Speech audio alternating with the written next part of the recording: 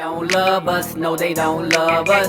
They don't love us, no they don't love us. They don't love us, no they don't love us. They don't love us. Somebody tell them wake up, wake up, wake up. Somebody tell them wake up, wake up, wake up. Somebody tell them wake up.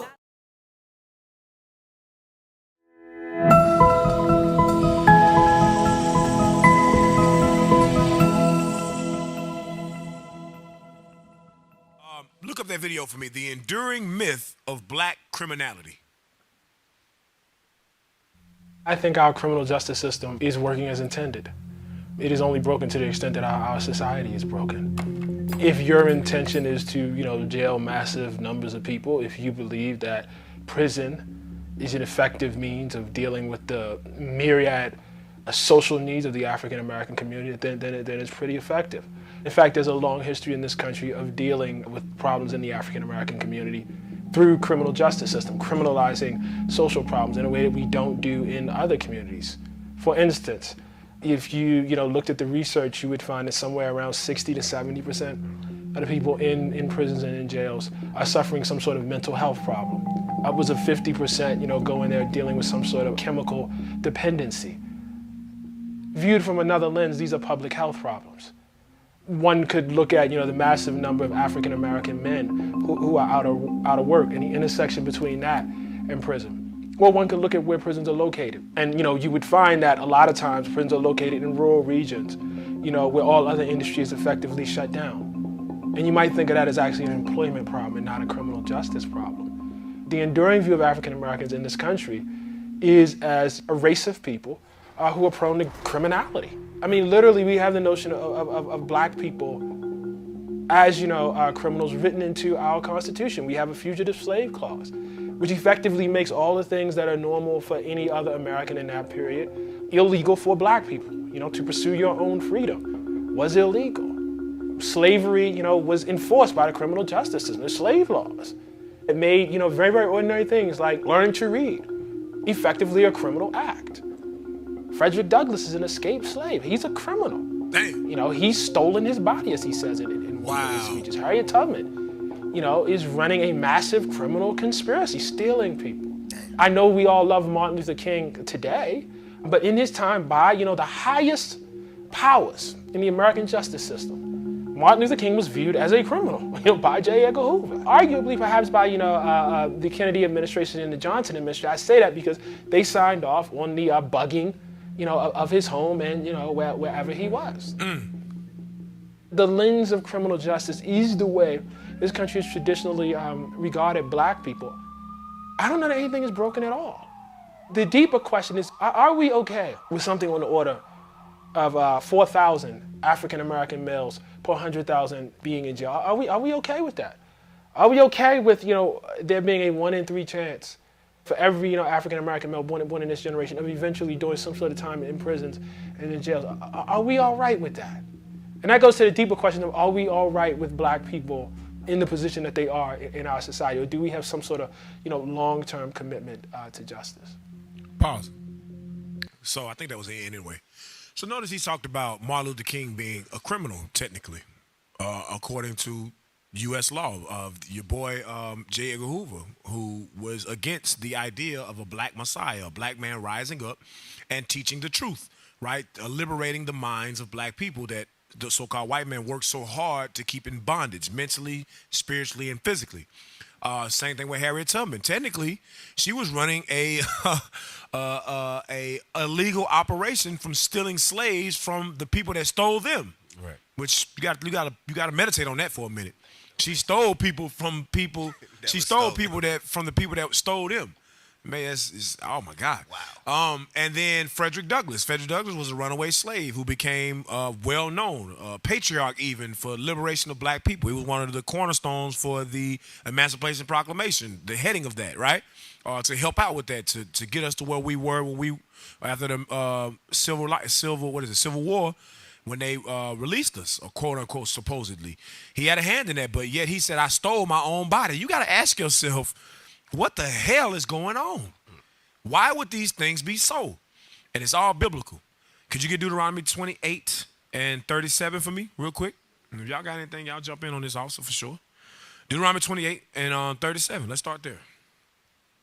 Black people are prone to criminality. We're seen as criminals from the day that we come out of our mother's womb until the day that we die. Even an old man in his 60s or 70s, going into a store can be viewed as a criminal. 37, yes, sir. The book of Deuteronomy, chapter 28 and verse 37. Thou shalt become an astonishment, a proverb, and a byword among all nations, whither the Lord shall lead thee. So I want to hone in on that point. A proverb, an astonishment and a proverb. We have become an astonishment to the other nations and even to ourselves. We're the only people that walk around with our pants hanging off our behind. We're the only people where our women put fingernails that are 6-7 inches long, right? Multicolored hair, different color eyelashes, right? Rainbow hair, 4th of July hair, putting red, white, and blue. Somehow put a design inside our hair on our haircut for 4th of July. We are the only people that do it. The white man don't even do that. And that's his independence. He don't even go that hard for. We go harder for the white man's customs than he does for his own customs. We put on whole Santa Claus outfits and ride through the hood on 24s on a Chevy Malibu. We are in astonishment, man. We are the only people that do foolish, dumb, stupid things, and the nations are look at these niggas. We done really destroyed their ass, boy. Look at them. Look how foolish they are, right? We the only people that do a photo shoot with our infant 6-month-old baby full of tattoos. Remember we showed that video? Mm-hmm. He wasn't really tattooing them. They actually drew all that on him. And then the mother it was all for a video shoot. We the only people that do stupid stuff like that. The only people. So we are an astonishment. We are a proverb. Now, a proverb is what? It's a stereotype. How we are viewed. Wise sayings about us. What is one of the wisest sayings about black people? Could you give me Isaiah 42 and 22? What's one of the most wisest things? 2/3 of us are in jail. 1/3 of us, because of our last name, we got some type of some type of criminal background, whether it's our family. I think we all up here on this panel can vouch and say that we have a family member that's in prison or has been in prison at some point in their life that directs us affects us directly, whether it's a big cousin, an uncle, a father, a mother, a grandfather, we are a brother, a sibling. We all know somebody that's been in jail. Do you know there's white people that have never had a family member in jail ever? But their family is the biggest criminals on the planet Earth? You know that Moab, I've never seen a Moabite in prison. I've never seen a movie. Have you? I've never seen a movie. I've never seen a television show with a Moabite in prison ever in my life. Not one time. An Arab, Ishmael. These are some of the most dangerous people on the planet Earth. But yet they come here and they're glorified. But we, the people that have built this country, are demonified. Bruh. You can't make it up. Go ahead. The book of Isaiah, chapter 42 and verse 22. Yep. But this is a people robbed and spoiled. Robbed and spoiled. They are all of them snared in holes. And we are all snared in holes. Different religions, different customs, all kind of wickedness. Go ahead. And they are hid in prison houses. And we are hid in prison houses. That's one of the stereotypes. That's one of the proverbs about us, is that we in and out of jail. We're criminals. Go ahead. They are for a prey. We are for a prey. And none delivereth. And nobody delivers us. Go ahead. For a spoil, and none saith restore. And nobody says to restore these people back to their rightful place in society, which is to rule society. Nobody says that. Nobody says, hey, look, let's rehab these people. If we're going to send them to prison, when they get out, let's really put things in place to help them. Let's not continue to have that on their record where they can't get a job, can't join the military, can't get health care, can't get insurance, can't do this, can't do that. But they say, no, leave them exactly where they is because they deserve that because they're criminals. But yet your ancestors aren't criminals. Your ancestors have statues. Your ancestors have their names outside universities. Whole universities are named after your ancestors, like Sam Houston, like Oral Roberts, evil, wicked Edomites. Robert E. Lee, evil, wicked Edomite. You understand? But yet you have things named after them. You can't make this up.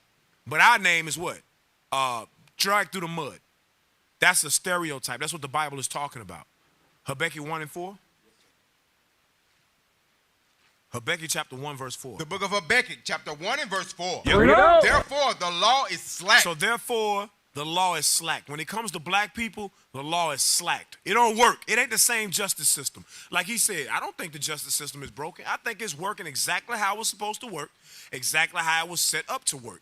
It was set up to keep slaves in their place. Now those slaves are released, and they say, okay, well, let's increase crime. Let's put underdeveloped infrastructure in their neighborhoods. Let's put dope in their neighborhoods. Let's put unregistered guns in their neighborhoods. Let's put bad textbooks and bad schooling in their neighborhoods, and they'll just destroy each other.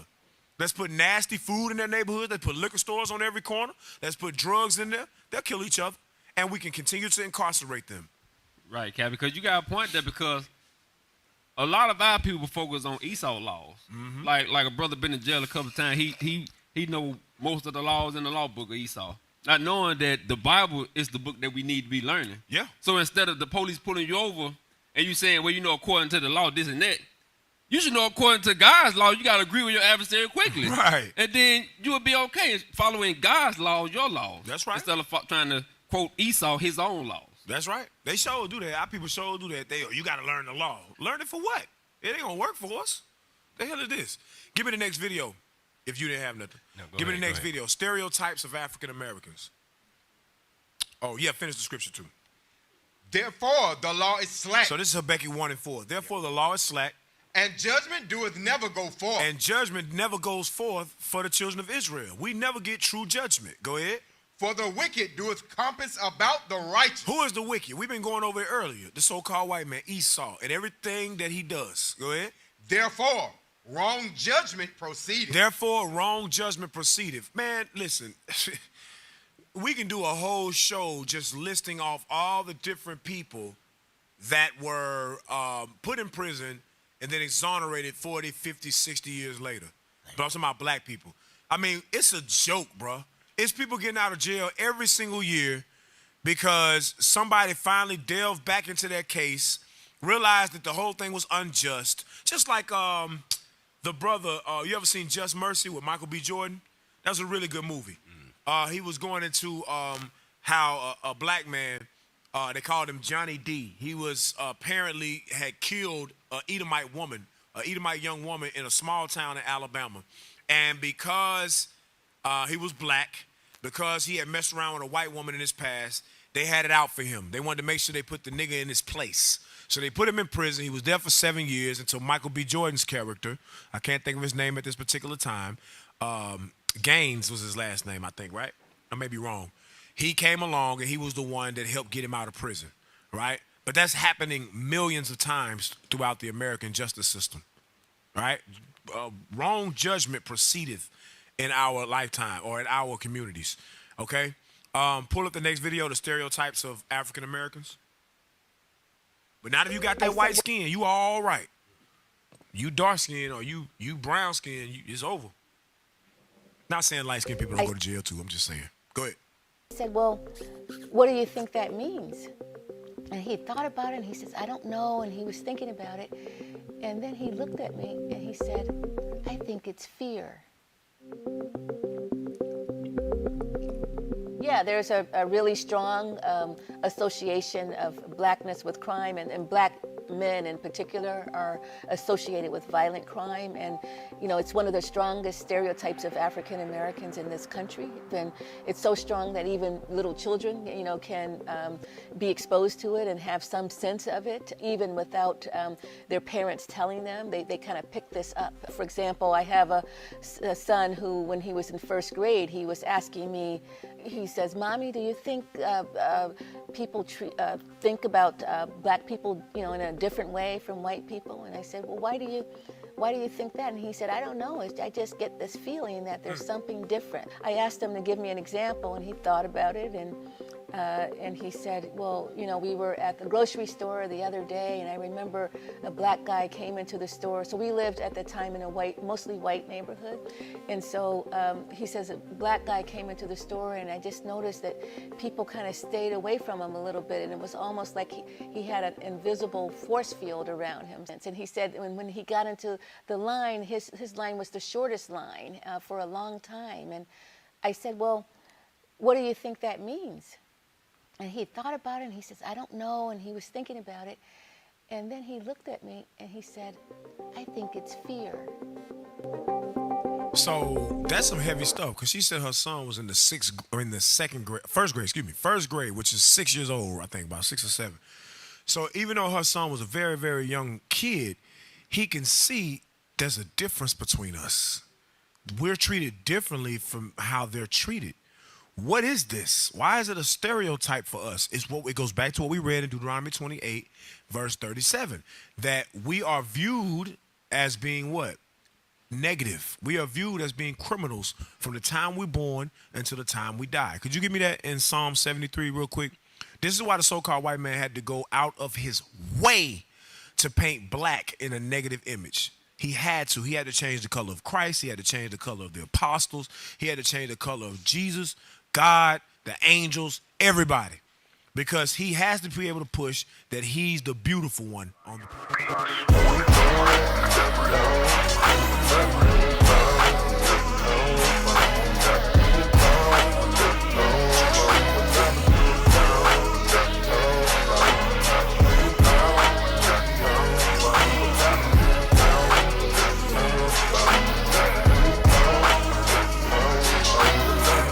Watch this. Give me that. Psalm 74 and 3. The book of Psalms, chapter 74 and verse 3. Yo. Lift up thy feet unto the perpetual desolations, even all that the enemy have done wickedly in the sanctuary. So going into, this is King David, or excuse me, Asaph, prophesying about what will be to come when our kingdom will be destroyed, our temple will be destroyed. It happened a few times. It happened during the time of the Babylonians. The Greeks came in and overtook our temple and sacrificed swine flesh, gave it over to Jupiter, their so-called god, everything. So he's prophesying about that. So they've done wickedly in our sanctuary. Go ahead. Thine enemies roar in the midst of thy congregations. Read. They set up their ensigns for signs. It said they set up their ensigns for signs. They set up their images. They set up white people as being the people of God. That's what we read earlier in Thessalonians, where it talks about that our people, that the so-called white man would show himself that he is God, sitting in the temple of God as God. That's what they did in our temple. They made sure they took this Bible and they painted the images of everybody in this Bible as being Caucasian, white, lighter skin. Go ahead. A man was famous according as he had lifted up axes upon the thick trees. Go ahead. But now they break down the carved work thereof at once with axes and hammers. So we would carve images of our forefathers, and they took them down with axes. Go ahead. They have cast fire into thy sanctuary. Read. They have defiled by casting down the dwelling place of thy name to the ground. Go ahead. They said in their hearts, let us destroy them together. Let us destroy them together, because we allow them to stand. This is why the so-called white man, the Greeks in particular, knocked the nose off the Sphinx, right?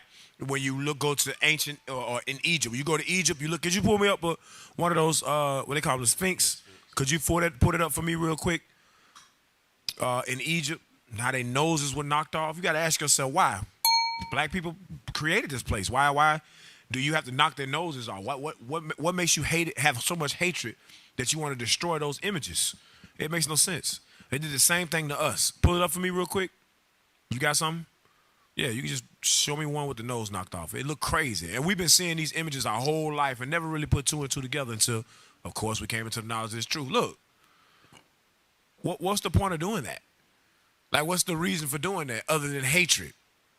Black people created this civilization. It's their civilization. You know what I'm saying? But you see, they didn't knock it down because they can make money off of it. And Esau liked to uncover archaeology. But notice, they knocked the nose off of it and said, look, if I'm going to have to look at this thing for another 200-something years, I'm knocking the nose off this damn thing. Right. You understand? It's wicked as hell, man. Monopolize it. Monopolize. Damn. That word cold, ain't it? Monopolize. Damn, son. Boy. 7, 8. Read verse 8 again. One more time. Verse 8. They said in their hearts, let us destroy them together. They have burnt up all the synagogues of God in the land. They have burnt up all the synagogues of God in the land, along with the images. Because in the temple, we had images. We had the Ark of the Covenant that was inside, behind the veil, right? We had the two cherubims that was above it. Those cherubims were black. They were black cherubims in the temple, or in the house that King Solomon made for the Lord, and even in his own house, he had cherubims in there. They were black. And they say, yo, we got to destroy this. We can't leave this up, because they may draw inspiration from this one day if they come in and see how their people are and see what their people look like and what they used to do. We got to destroy these, right? Hey, give me those images real quick when I was in Africa. Here's some images I want you to pull up. They all should be on the computer. Not that one. I had pulled them up earlier. Maybe you didn't put them in the folder, but yeah. Start from the beginning, from the very first one. Yes, show that little young brother. This little young brother was in Kumasi, Ghana. What's wrong with him? What's wrong with him? Ain't nothing wrong with him. Look at his skin. That brother Christ-like. That brother look like Jesus. He looked like the flyer, bro. No blemish. That's what the Bible talks about when they talk about ruddy. Young man's a handsome young man. That's our brother right there. That's a little king right there. Now go to the next one. What's wrong with her? Ain't nothing wrong with that sister. Zoom in. It's that little beautiful little sister right there. Look at her hair. Perfect hair. Natural. That's her natural hair. Beautiful skin. Hey, Kevin, you understand? what kind of phone you take that picture with? What you mean what kind of phone I took that picture with? The- Bro, what you doing right now? Who is this guy? Who raised you? You about to get booted off the show. What's wrong with this man, bro? Beautiful little girl right there, man. It wasn't an Android, by the way.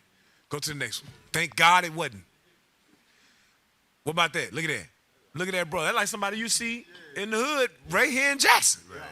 Them our people over there in Kumasi, Ghana. You can't tell me. Them ain't no Hamites over there. Bruh. Them ain't Hamites. Look at them. It's our brother right there. No blemish, nothing. Ain't nothing wrong with him. Go ahead. Look at that. Young king right there. Could you get the mouse off his face, please? We can see that. Thank you. Nothing wrong with him. But they told us that this is ugly. But I'm still trying to figure out where. Right. Show me where. You understand? I'm going to tell you this. Our people not ugly.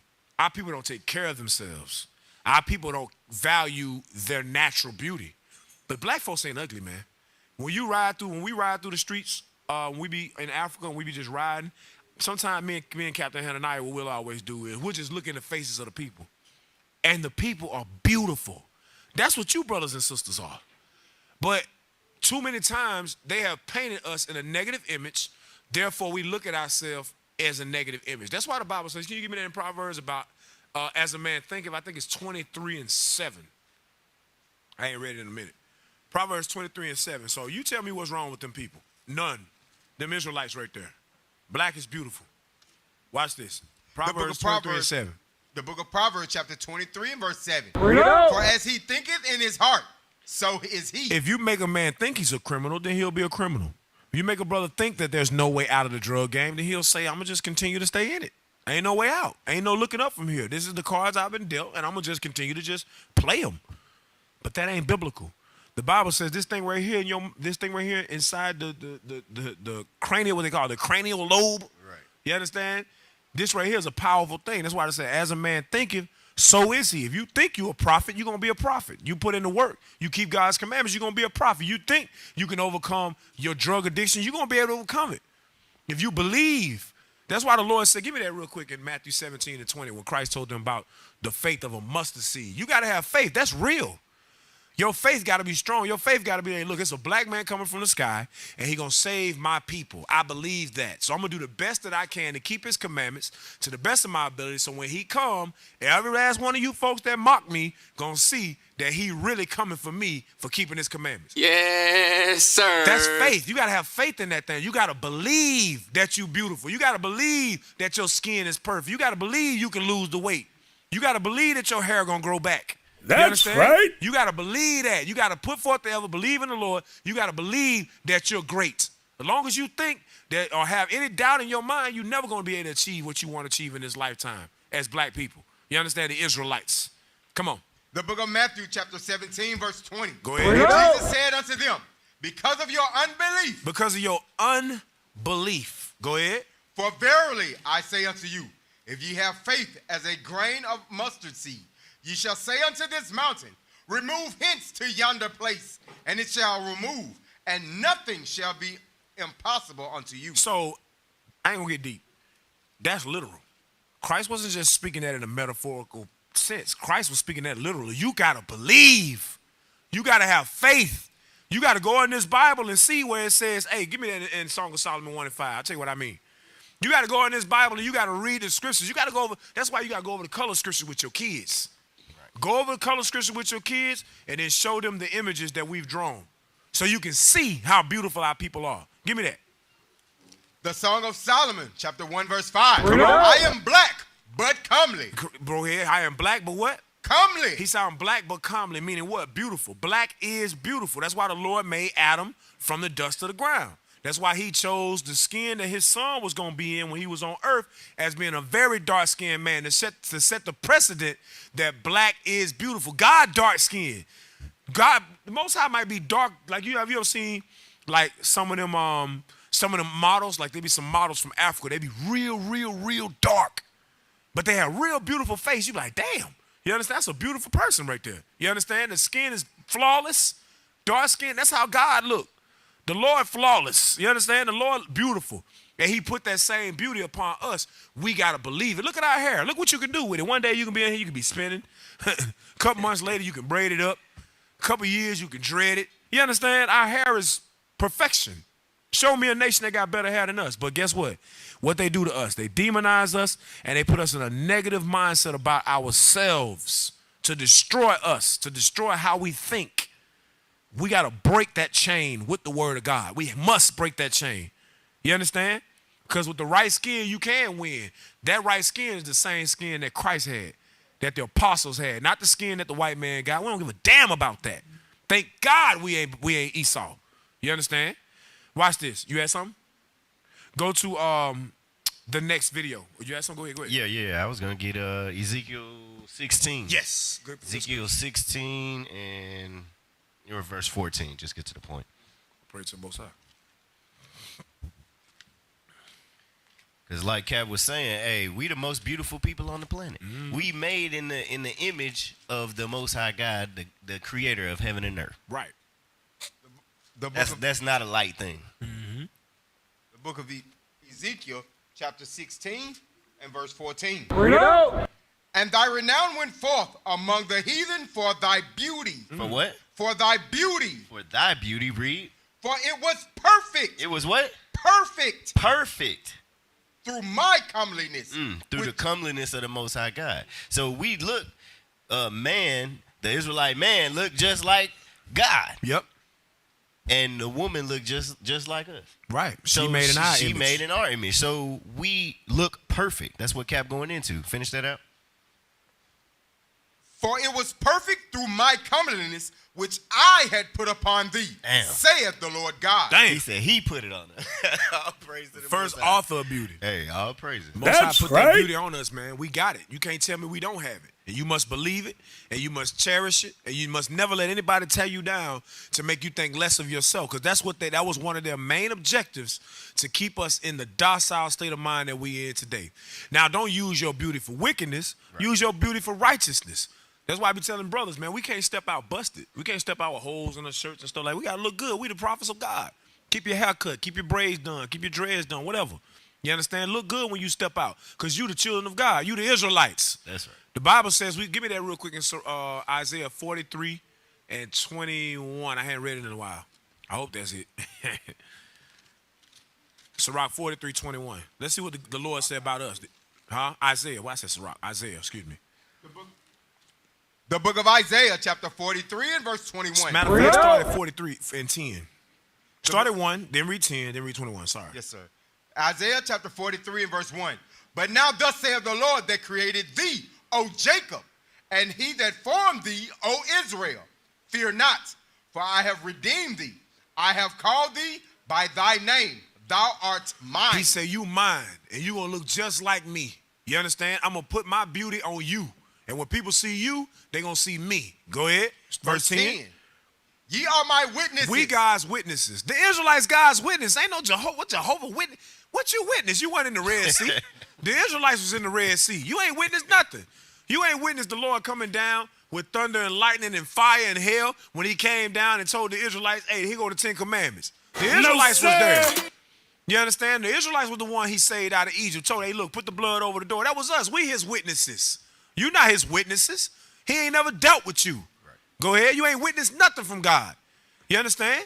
The Israelites were the one that witnessed the power and the miracles of Christ. You never read about a heathen standing there while Christ was doing a miracle. He did it amongst the Israelites. That's right. We his witnesses. Go ahead. Ye are my witnesses, saith the Lord, and my servant whom I have chosen. Go ahead. That ye may know and believe me, and understand that I am he. Read. Before me there was no God formed, neither shall there be after me. Verse 21, watch this. Verse 21, This people, meaning the children of Israel, his witnesses, that he wants to know him. Go ahead. have I formed for myself. That he formed us for himself. Go ahead. They shall show forth my praise. He said they're going to show forth my praise, meaning what? They going to look damn good. That's right. When you look down at them, the Most High sitting up there looking like, ooh, woo.